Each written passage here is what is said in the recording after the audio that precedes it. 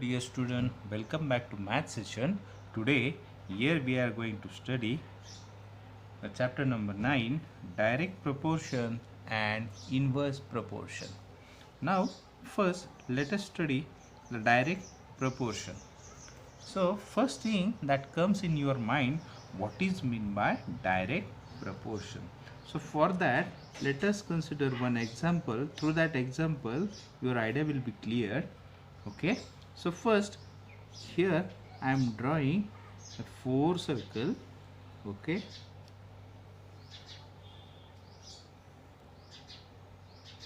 Okay. So, first, I am considering the 2, that is the first diameter. I am considering the 2 rows. First row indicates the diameter and second indicates the number of divisions made by diameter. Okay, so what is the meaning of this? Now see here. So in the first circle, okay, I draw a 1 diameter. Okay, so this is the what? Diameter of circle. So here the diameter is what? 1. Okay, so whenever I draw a 1 diameter, that is a figure A, here is the B, C and D. In the figure A, I drawn a 1 diameter. So how many divisions made by that diameters? If you are observing here, this is the first division and this one is the second division. Okay, means what? Whenever I draw a 1 diameter, how many divisions are there? 2 divisions. Okay, now consider the figure B. In second circle, here I draw a 2 diameters now. Okay, so how many diameters are there? Here I can say that number of diameters. So here is the 2 diameters are there. How many divisions will take place? 1, 2, 3 and 4, means by drawing the 2 diameter, 4 divisions are formed. Okay, in third case, suppose I draw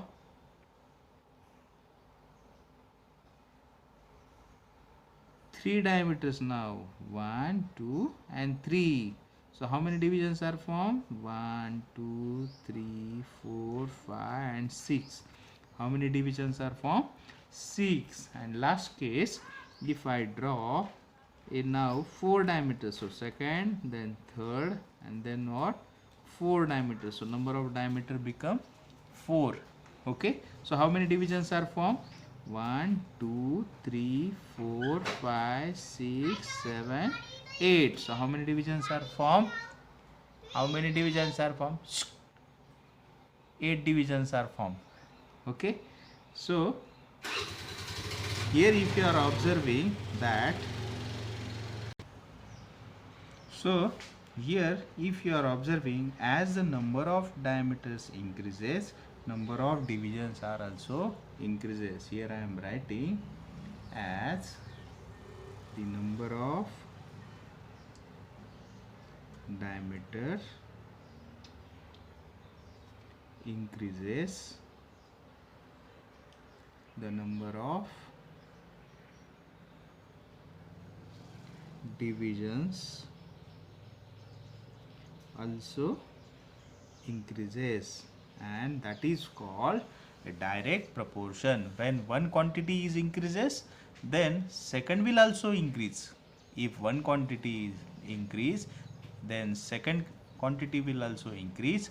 At that time we can say that two quantities are in direct proportion, similar to this one. Suppose consider second example. Okay, suppose I am considering here the class, okay, and the notebooks. Okay, so suppose I am considering here the class first student, class second student, class 3 student, class 4 and class 5 students. Okay, suppose to the class 1 student, suppose 2 notebooks are given. For class second, 4 notebooks are given, then 6, then suppose 8 and the 10. Okay, so again, if you are observing, as the class increases from 1 2 3 4 5, the notebooks given to them also increases. Okay, so what is meant by proportion? Proportion is nothing but the ratio. Proportion means what? That is a ratio.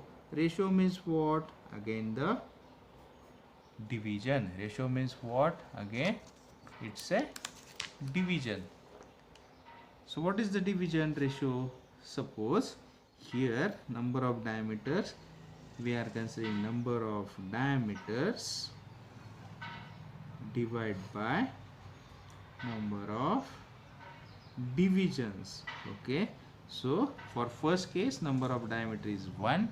Okay, and the number of divisions become 2. In second case, diameter 2, division 4, then 3 diameters, 6 division, 4 diameters, 8 division. Now if you are observing, all these are in the what? Same proportion. That is, if you are taking the ratio of all these quantity, it becomes 1 by 2. 4 ones are 1, 4 twos are 8, 3 1, 3 twos are 6, 2 ones are 2, 2 twos are 4. So all these becomes what? Proportion remains constant, that is 1 upon 2. For the second case, again if I are considering, suppose this is the ratio for example number 1, and for example number 2, if I am considering the ratio of class to the notebooks given. Okay, so first class 2 notebooks are given, for second class 2 upon 4, 3 upon 6, 4 upon 8, 5 upon 10. Again if you are observing, the proportion becomes what? 5 and 5, 1 upon 2, that is proportion remains constant. So remember, what is a direct proportion? If one quantity is increases, then second will also increase. At that time we can say that both these quantities are in direct proportion, and the division or the proportion of all these quantity remains what? Same, or it remains constant. So I hope all of you understood the direct proportion. Okay, thank you.